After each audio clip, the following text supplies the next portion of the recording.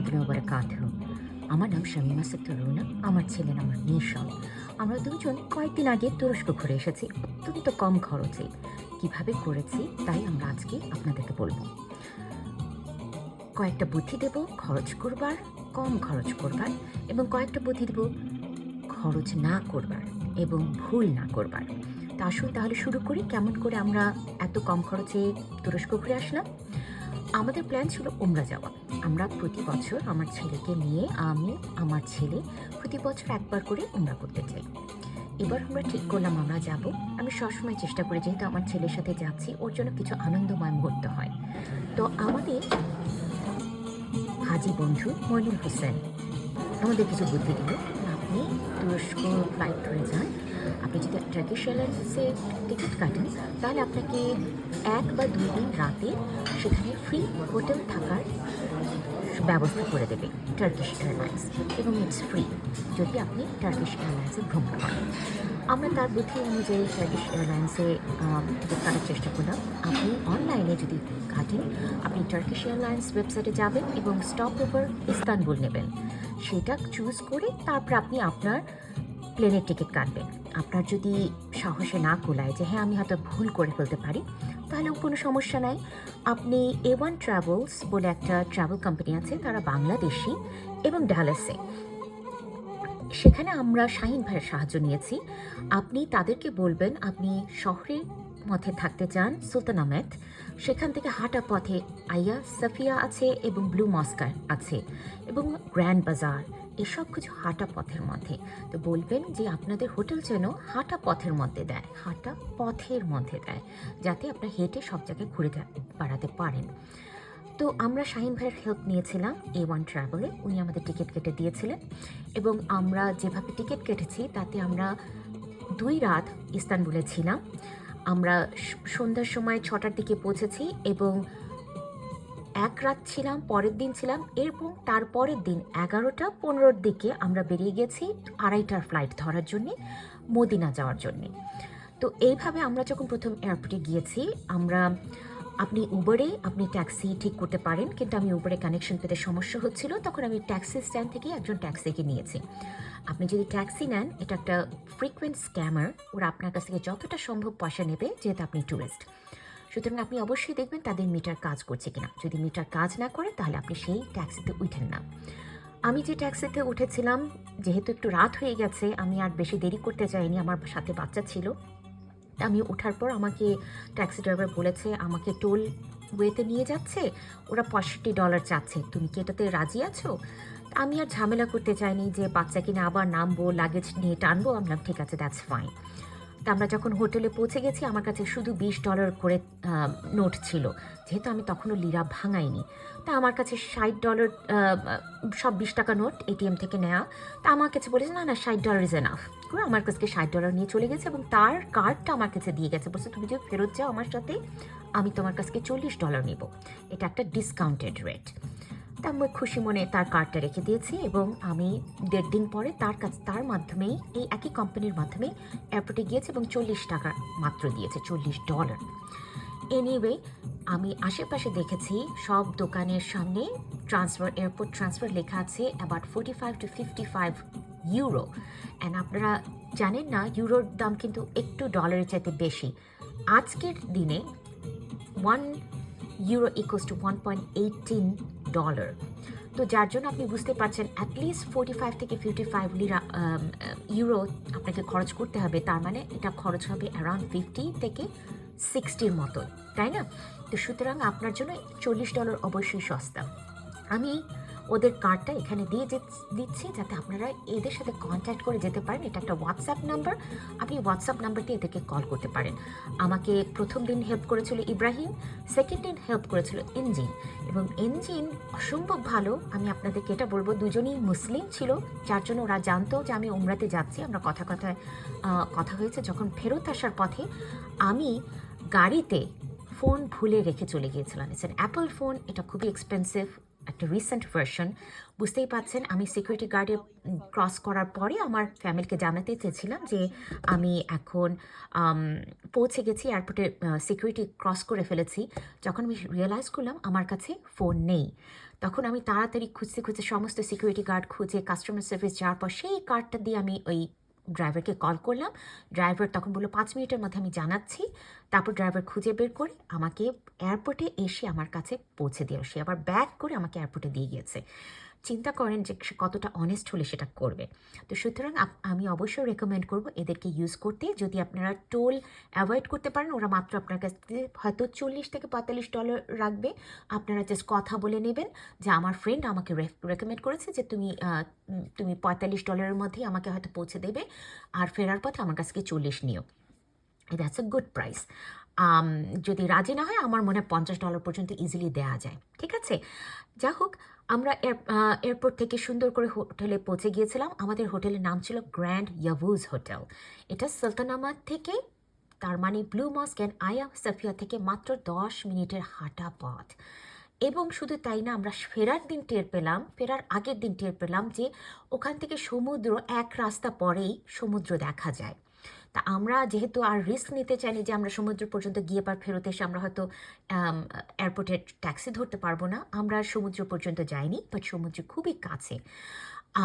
এখন কিভাবে ভ্রমণ করবেন? ভ্রমণ করার জন্য অত্যন্ত ভালো হচ্ছে ইস্তানবুল কার্ড। ইস্তানবুল কার্ড বাস, ট্রাম, ফেরি, মেট্রো সব কিছুতে কাজ করে। আপনি জাস্ট একটা টিকিট কাটবেন, কেটে এটার মধ্যে টাকা ভরবেন। আমি জানতাম না যে আমার ছেলের জন্য এবং আমার জন্য আলাদা কার্ড করতে হবে না। আমি একটা কার্ড করলেই দুজনের জন্য, আপনি জাস্ট একটা সোয়াইপ করে আবার রেখে দেবেন, আবার ওই একই কার্ড আবার সোয়াইপ করে পরের জন যাবেন। এটা করতে পারেন। তা আমি যখন ইস্তানবুল কার্ড কিনতে গিয়েছি, আমি যেহেতু শিওর ছিলাম না কীভাবে কিনতে হবে, আমি খেয়াল করে দেখলাম, একজন ভদ্রলোককে চুজ করলাম, যে দেখলাম যে ভালো পোশাক আশাক পরা, সুতরাং শিক্ষিত, ইংলিশ জানবে। আমি তাকে অ্যাপ্রোচ করে বললাম আমি ইস্তানবুল কার্ডটা কীভাবে কিনবো বুঝতে পারছি না, তুমি কি হেল্প করবে? বললো কাম উইথ মি। সে তখন আমার ছেলেকে আর আমাকে ইস্তানবুল স্টেশনটাতে নিয়ে গেল। নেয়ার পর সে নিজের টাকা দিয়ে 200 লিরা খরচ করে সে একটা কার্ড তৈরি করে আমার ছেলেকে দিয়ে বললো ইটস এ গিফট। আমি বললাম না না না না, তুমি টাকা নাও। সে কিছুতেই টাকা নিল না। আমি তখন বললাম আমাদের তো দুজনেরই লাগবে, আমাদের দুটো কার্ড লাগবে না? তো তখন সে বললো যে আচ্ছা তোমার যদি আরও লাগে ঠিক আছে, তুমি আরও টাকা ভরতে পারো। তো সে আমাকে দেখিয়ে দিল কীভাবে টাকা ভরতে হয়। সে যখন আমাকে সাহায্য করলো, তখন আরও কয়েকজন টুরিস্ট তাকে অ্যাপ্রোচ করে বললো তুমি কি আমাদের হেল্প করবে? তখন সে তাদেরকেও হেল্প করলো। এই ভদ্রলোকের নাম ছিল মাহমুদ। আপনারা ওর জন্য দোয়া করবেন। যাই হোক, আমরা এইভাবে ইস্তানবুল কার্ড করেছিলাম। কারেন্সি চেঞ্জ, আপনারা আমাকে লোকজন বুদ্ধি দিয়েছিল যে এয়ারপোর্টে কারেন্সি চেঞ্জ করার দরকার নেই, আপনি শহরে আরও বেটার প্রাইস পাবেন। আলটিমেটলি আমি আমার ছেলে যখন বিভিন্ন জায়গায় কারেন্ট এক্সচেঞ্জ দোকানগুলোতে গিয়েছি, আমি খুব একটা পার্থক্য দেখে নাই। এয়ারপোর্টে ছিল $42, কারণ আপনি ডলার সেল করছেন। ওখানে দুইটা প্রাইস দেখবেন, buying price and selling price. আপনি যেহেতু ওদের কাছে দিচ্ছেন এবং ওরা কিনছে, তখন ওরা আরও একটু কম দামে আপনার কাছ থেকে নেবে এবং আপনার কাছে সেল করলে 1 লিরা করে বেশি রাখবে। এটাই ওদের ব্যবসা, সুতরাং ওদের তো একটু ব্যবসা করে উন্নতি করতেই হবে, তাই না? তো যাই হোক, আমি দেখলাম এয়ারপোর্ট এবং শহরের পার্থক্য 1 লিরা। 42 আর আপনার হয়তো কোদিকয়ের দিকে যদি আপনি যান, সেইখানে যাওয়ার পরে আপনি হয়তো 43 লিরা পাবেন $1 বিরুদ্ধে। That's what we found out. তার জন্য আমার কাছে মনে হচ্ছে আমার জন্য this is not worth it, কারণ $1 জন্য আপনি 42 লিরা পাচ্ছেন অথবা 43 লিরা পাচ্ছেন। সুতরাং আপনাকে কতটুকু সেভ করাচ্ছে? খুব বেশি না। তো আমার কাছে মনে আছে যে আমার সময় নষ্ট করার চাইতে এটা আমার এয়ারপোর্টে করে নেয় বেটার ছিল। তাহলে আপনি বেটার, আপনার যখন ট্যাক্সি নিচ্ছেন আপনি লিরাতে পয়সা দিতে পারবেন। আপনি হয়তো ডিনার করছেন, আমরা ডিনার করেছি, করে ওইখানকার লোকাল ডলার ইউজ করেছি। ক্যাপিটাল ওয়ানে আপনাকে কোনো ফিস চার্জ করবে না, ইন্টারন্যাশনাল ফি নেই। তো আমরা ক্যাপিটাল ওয়ান দিয়েছি, তখন আমাদেরকে ডলার দেওয়ার চেষ্টা করেছে। আমি যে আপনাদের কত এক্সচেঞ্জ রেট কত, তখন দেখলাম ওদের এক্সচেঞ্জ রেট তার চেয়েও কম, আরও 4-5 লিরা কম। তখন আমি বলেছি না, আপনারা শুধু আমাদের খরচটা কেটে নিন। তো আমার ছেলে আর আমি এই রেস্টুরেন্টটাতে রাতে ডিনার করেছি। চমৎকার খাবার এবং পরিবেশনা এবং হসপিটালিটি আরও অত্যধিক সুন্দর। আমাদেরকে আমাদের হোস্ট ছিল এবং আমাদের খাওয়া দাওয়ার পরে সে সুন্দর করে বাকলাভা নিয়ে এসছে, বলে this is complimentary, you don't have to pay for it. এবং বাকলাভাটা চমৎকার ছিল। সুতরাং আমি রেকমেন্ড করবো আপনাদের এই গ্র্যান্ড ইয়াবুজ থেকে 100 গজ দূরেই এই রেস্টুরেন্ট, আপনারা এটা এনজয় করতে পারেন। আপনাদেরকে ছবি দিয়েছি আমাদের গ্র্যান্ড ইয়াবুজের, এবং এখান থেকে 10 মিনিটের হাঁটা পথ হচ্ছে আইয়া সাফিয়া, তার ঠিক পাশে হচ্ছে ব্লু মস্ক, তার উল্টা পাশে হচ্ছে বেসিলিকা সিস্টার্ন। আপনারা যখন টিকিট কাটবেন, আপনারা যদি লাইনে দাঁড়িয়ে টিকিট কাটেন, তাহলে ধরেন আয়া সোফিয়াতে যেতে চান, আয়া সোফিয়ার যদি আপনি অনলাইনে টিকিট কাটেন, আপনি আয়া সোফিয়া প্লাস আয়া সোফিয়ার যে মিউজিয়াম, দুটোরই টাকা আপনাদেরকে দিতে হবে। তা প্রায় 40 থেকে 50 ইউরো পর্যন্ত হতে পারে। আমি যখন অনলাইনে টিকিট কেটেছি তখন আমি দেখেছি ট্রিপ অ্যাডভাইজারের সবচেয়ে কম দাম ছিল অ্যারাউন্ড $40, এবং আমার ছেলের জন্য 3 টাকা কম। তো এই টিকিট কেটে আমি আইএসএফএতে গিয়েছি। সুতরাং আপনারা যদি লাইনে দাঁড়ান, একটু সকালের দিকে যদি যান ভিড় কম হবে। লাইনে দাঁড়ালে হয়তো আপনাদের মিউজিয়ামে পয়সা দিতে হবে না, তখন আপনাদের টিকিটের খরচ অর্ধেক হয়ে যাবে। আরও একটা বুদ্ধি দিচ্ছি, এটা আর কাউকে বলবেন না, শুধু বাঙালিদের মধ্যেই রাখবেন। সেটা হচ্ছে, আপনি যদি আইএসএফিয়াতে যান এবং আপনি বলেন আপনি 2 রাকাত নফল নামাজ পড়তে চান, আপনি প্রেয়ার করবেন, আপনি মুসলিম, আপনি প্রেয়ার করতে চান, তখন আপনি প্রেয়ারের সাইডে চলে যাবেন। সেখানে যাওয়ার পর ওই মেয়েদের এলাকাটা একটা সাইডে, মসজিদের একটা পাশে, আপনি পাশ থেকেও আপনি ফ্লোরটা দেখতে পাবেন, কিন্তু খুব বেশি অংশ দেখতে পাবেন না। আমার ছেলেকে ওরা মাঝখানে যেতে দিয়েছে, সেটা হচ্ছে পুরুষের এরিয়া। সে পুরুষের এরিয়াটা কিন্তু পুরো নিচের ফ্লোরটা পুরোটাই, এবং সুতরাং সেটা থেকে যদি দেখতে পারেন, আপনার কেন $40 দিয়ে খরচ করতে হবে? আপনি যদি $40 দিয়ে, যখন আমরা খরচ করে উঠেছি তখন আমাদেরকে দোতলা থেকে নিচে দেখতে দিয়েছে, জাস্ট ওইটুকু অংশই। এটুকু দেখতে আমাদের 1 ঘন্টার বেশি লাগেনি। আমরা শুনেছিলাম 2 থেকে 3 ঘন্টা লাগবে অ্যাটলিস্ট, যদি ভালোভাবে দেখি। এখন আপনার অপশনগুলো হচ্ছে, যখন আপনি অনলাইনে কাটবেন সেখানে থাকবে শুধুমাত্র Ayasofya, Ayasofya with audio, Ayasofya with tour, without tour. আপনার বেশ 3টা থেকে 4টা অপশন থাকবে। আমরা মিনিমামটা নিয়েছি। আমরা বেশিক্ষণ, আমি চিন্তা করেছি আমার ছেলের এত ধৈর্য থাকবে না, আমি যদি অডিও নেই, এটা নিয়ে কন্টিনিউয়াস শুনতে থাকি, আমার ছেলে আমাকে রেখে চলে যাবে। তো সেই জন্য আমি আর অডিও নিয়ে নিই, আমি মিনিমামটাই নিয়েছিলাম। এবং আমার তাতে মনে হচ্ছে যে আমি জাস্ট এই দোতলায় যতটুকু অংশ দেখেছি, আমার 1 ঘন্টাতেই হয়ে গেছে, আমার মনে পড়ে।